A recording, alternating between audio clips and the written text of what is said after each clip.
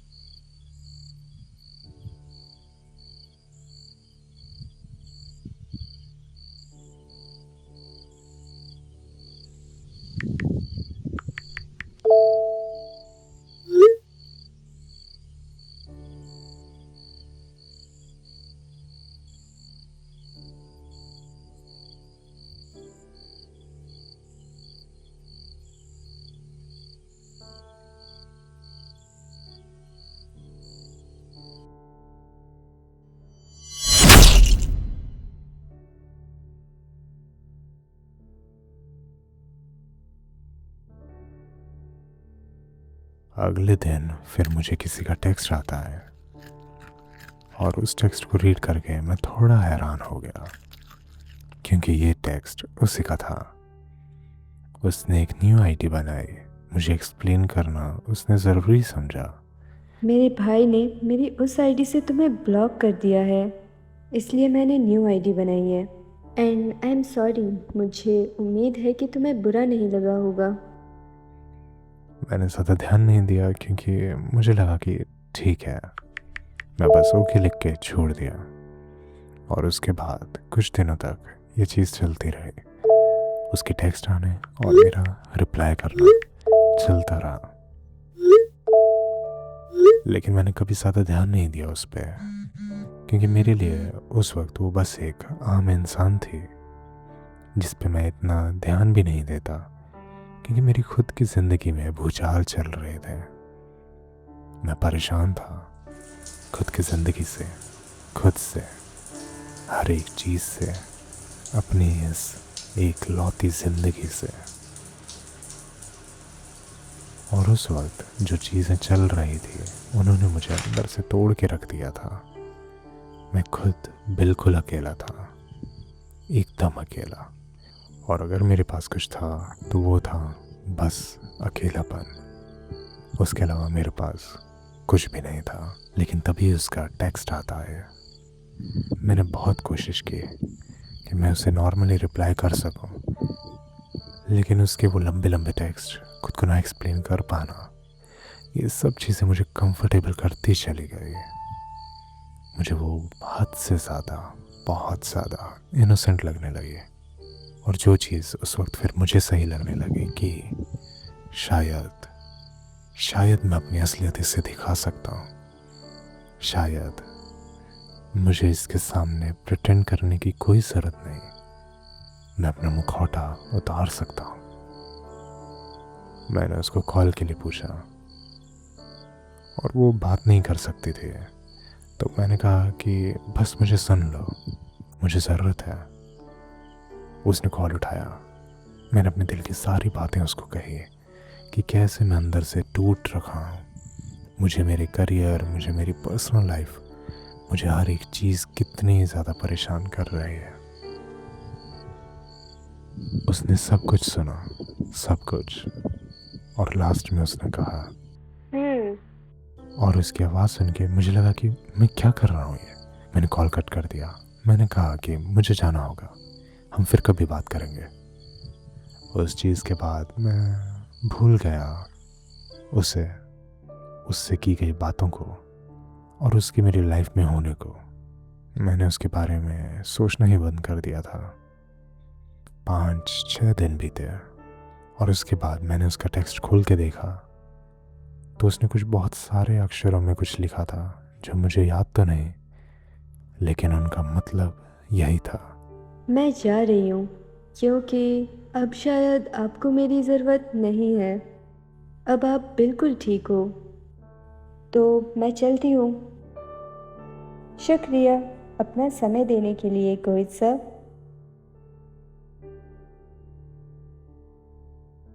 सो character को अगर कभी भी ड्रॉ करो तो इन सब चीज़ों का अच्छे से ध्यान रखना, क्योंकि इसी से तुम कर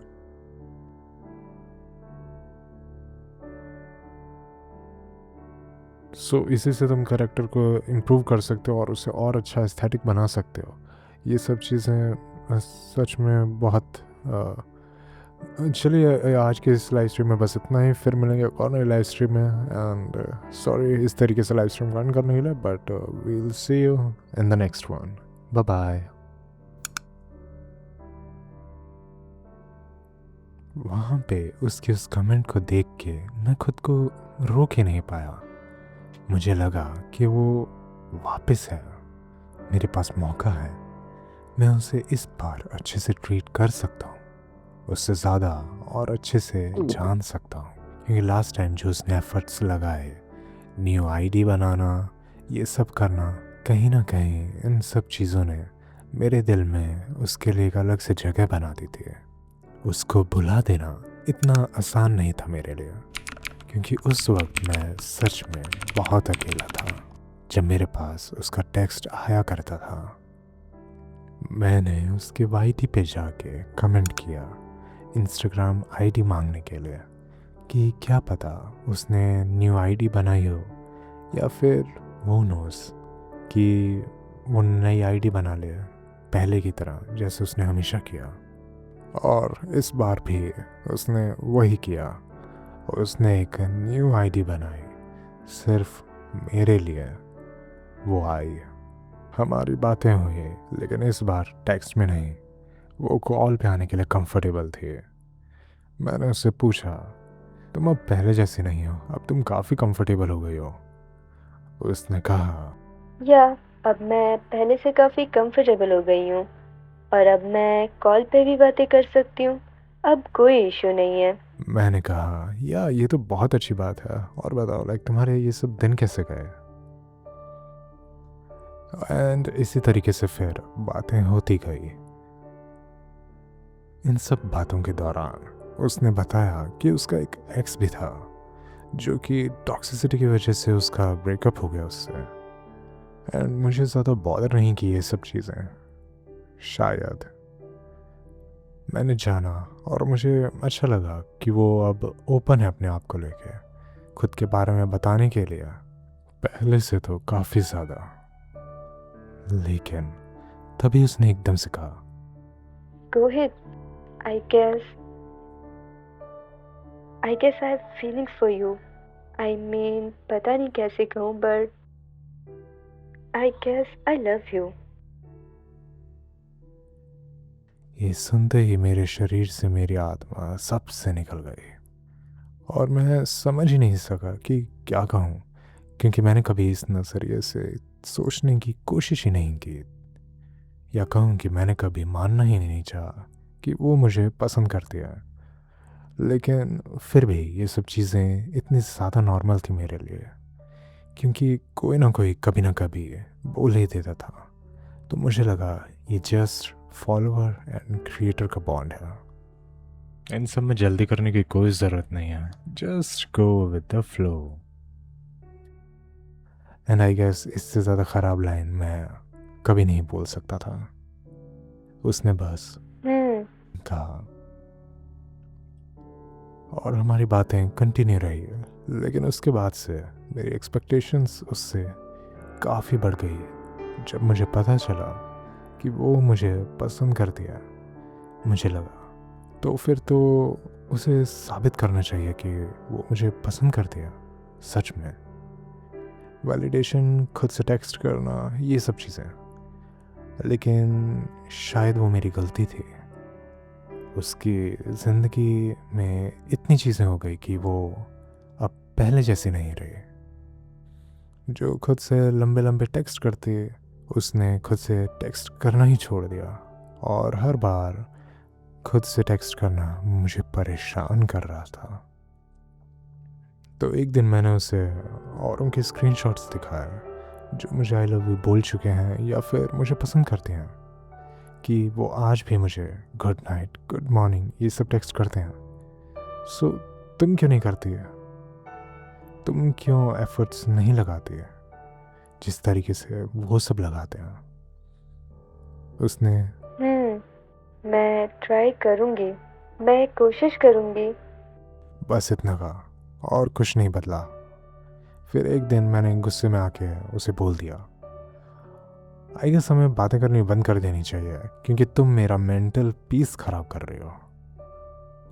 इस वक्त तक मैं भूल गया था कि ये वही लड़की है जो तब थी मेरे साथ जब मेरे पास कोई नहीं था। लेकिन फिर भी मैंने उससे कहा मैं तुम्हें ब्लॉक करने वाला हूँ। वो मुझे ज़्यादा घबराई हुई या डरी हुई कुछ नहीं लगे, तो मैंने उसे ब्लॉक करना ही सही समझा और मैंने उसे ब्लॉक कर दिया।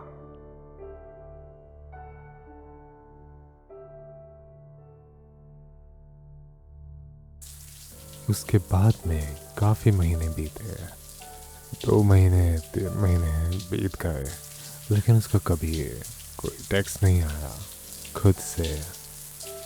और सच कहूँ तो मैं बिल्कुल भी तैयार नहीं था उसे भुला देने के लिए, उसे छोड़ देने के लिए, उसे अपनी ज़िंदगी से जाने देने के लिए। मेरा दिल बिल्कुल नहीं मान रहा था। मैं उसे वापस चाहता था क्योंकि मुझे लगा नहीं था कि वो सच में चली जाएगी इस तरीके से। लेकिन शायद मैंने दरवाज़ा ही कुछ ज़्यादा ज़ोर से बंद किया, या शायद उसने दरवाजे को खटखटाना भी सही नहीं समझा। लेकिन सच कहूँ तो मैं लोगों को भूलना चाहता नहीं हूँ, मैं उन्हें याद रखना चाहता हूँ। मैंने उसे दोबारा टेक्स्ट किया वाईटी पे, कैन वी टॉक अगेन। उसने रिप्लाई नहीं दिया। फिर जब दिया तो उसने मना कर दिया। उसने कहा कि नहीं, वो नहीं बात करना चाहती थी। मैंने कई बार ट्राई किया, कई बार कमेंट किया, हर बार ना ही मिला। लेकिन मुझे फिर एक दिन उसका डीएम पे टेक्स्ट आता है। उसने आईडी क्रिएट की हमेशा की तरह और मुझे टेक्स्ट किया और मुझसे बातें की। और जब मैंने उससे पूछा कि इस बार क्या तुम मुझे छोड़ के चली जाओगे? पता नहीं। सच कहूँ तो इसी वक्त मैं जानता था कि वो चली जाएगी मुझे छोड़ के, हर बार की तरह। या शायद इस बार अगर मैंने उसे निकाला अपनी ज़िंदगी से तो कभी नहीं आएगी। बातें हुई, सब सही था, सब सही चल रहा था। लेकिन एक दिन उसका टेक्स्ट आता है कि रोहित, मैं तुम्हें और बाकी सबको छोड़कर बस दूर जाना चाहती हूँ। मुझे किसी से भी कोई बात नहीं करनी।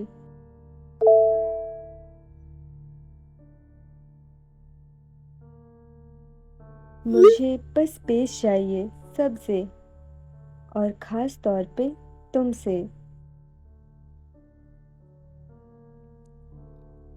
और उसकी इस बात का मैं कोई जवाब नहीं दे पाया क्योंकि मेरे पास इस बात का कोई जवाब ही नहीं था। लेकिन मुझे बिल्कुल नहीं लगा था कि वो सच में चली जाएगी। मुझे लगा अगले दिन फिर वो आएगी, मुझे टेक्स्ट करेगी या फिर मुझे रिप्लाई करेगी। लेकिन उसने दोनों में से कुछ नहीं किया। उसने वो आईडी ही नहीं चलाई शायद फिर कभी, क्योंकि उसका कभी रिप्लाई ही नहीं आया फिर उस आईडी से। और इस वक्त मैं हार मान चुका था, अपने दिल को मना चुका था। शायद वो कभी नहीं आएगी, या शायद मैं ही लायक नहीं हूँ कि उसको रख सकूँ अपनी ज़िंदगी में। और मैंने भी ज़िंदगी में आगे बढ़ना ही सही समझा और फिर से अपने काम को मैंने गले से लगा लिया, हर बार की तरह जैसे पहले था बिल्कुल वैसे।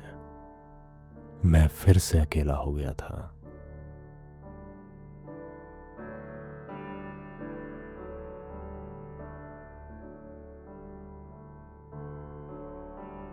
ये सब भला कब तक चलेगा, कब तक? क्या कोई नहीं है जो मुझे सुन सके? क्या कोई नहीं है जिससे मैं अपने दिल की बातें कह सकूं। आखिर कब तक मैं इन सब चीज़ों को अपने दिल में लेके चलूंगा? मुझे बहुत तकलीफ हो रही है अब। मुझे अब और नहीं जीना ऐसे। क्या कोई भी नहीं है? शायद, या शायद आपके द्वारा डायल किया गया नंबर अभी व्यस्त है। कृपया कुछ समय पश्चात प्रयास करें। The number you have dialed is currently busy. Please try later. और उस वक्त जब वो कॉल कटा तो मैं अच्छे से जान चुका था कि ये कॉल करना ही नहीं चाहिए था। ये मेरी सबसे बड़ी गलती थी कि एक तो इतनी रात को कॉल करना और ऊपर से उसे कॉल करना ही इंडिविजुअली अपने आप में बहुत बड़ी गलती थी। लेकिन तभी अचानक उसका कॉल बैक आता है और जब उसका कॉल बैक आया तो मैंने पिक किया। किसी की आवाज़ आई। हेलो, कौन बोल रहा है? हेलो, ये मैं हूँ गोहित। और आप कौन? ओ गोहित, तुम हो? कैसे कॉल करना हुआ? एंड उस वक्त मेरे दिल को एक ठंडक पहुंची कि ठीक है। तो उसने बस मेरा कॉल एक अननोन नंबर समझ के पिक नहीं किया क्योंकि उसने मेरा नंबर सेव नहीं किया था। और जब उसने चेक करने के लिए दोबारा फ़ोन किया तो जब उसे पता चला कि वो मैं हूँ तो वो खुश थी। वो बहुत खुश लगे। उसकी आवाज़ में ताजगी थी। वो परेशान नहीं थी। बातें की, काफ़ी बातें की, 2-3 घंटे बातें की। पुरानी बातें की कि कैसे तुम मुझे छोड़ के चली गई। मैंने काफ़ी चीज़ें पूछी। काफ़ी चीज़ें उसने मेरे बारे में पूछी और पता भी चला कि उसे मुझ पे कभी विश्वास ही नहीं था। एंड ठीक है, होता है। उसकी खुद की भी अपनी लाइफ है and it's okay not to trust everyone. लेकिन मैं बस एवरीवन में नहीं आना चाहता था शायद। लेकिन उसने फिर बताया कि उसका एक क्रश भी है जिसे वो पसंद करती है। वो भी नहीं जानती क्यों, लेकिन वो करती है। मैंने सोचा इट्स ओके, ठीक है। लेकिन एक अजीब सी मन में फीलिंग थी कि वो बहुत ज़्यादा बदली हुई है।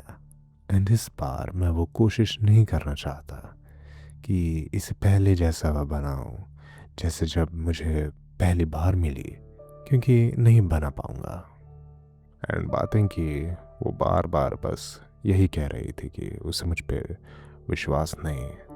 उसे लगता भी नहीं कि हमारी बातें ज़्यादा दिन होंगी।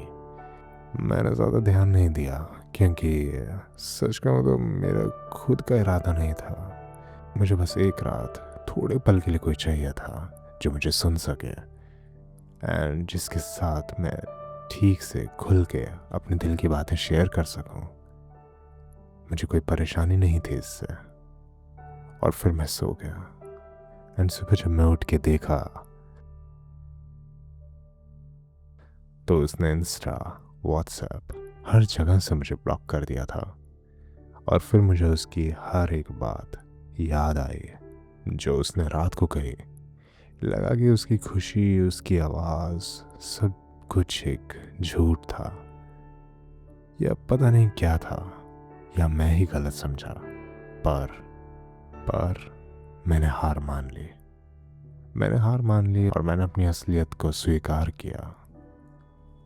क्योंकि लोग हमें तब नहीं छोड़ते जब हम में कोई बुराई होती है, या फिर लोग हमारे साथ तब नहीं रहते जब हम में कोई अच्छाई हो। लोग साथ रहते हैं क्योंकि वो रहना चाहते हैं। लोग छोड़ देते हैं क्योंकि वो छोड़ना चाहते हैं। इंसान के अंदर की अच्छाई और बुराई तो बस एक बहाना बनती है किसी को छोड़ देने के लिए या किसी के साथ रहने के लिए। ये बस बहाने होते हैं। क्योंकि जब हम किसी को पसंद करते हैं तो हम उसके अंदर की अच्छाई को ढूंढते हैं ताकि हम उसके साथ रहने को जायज़ कर सकें।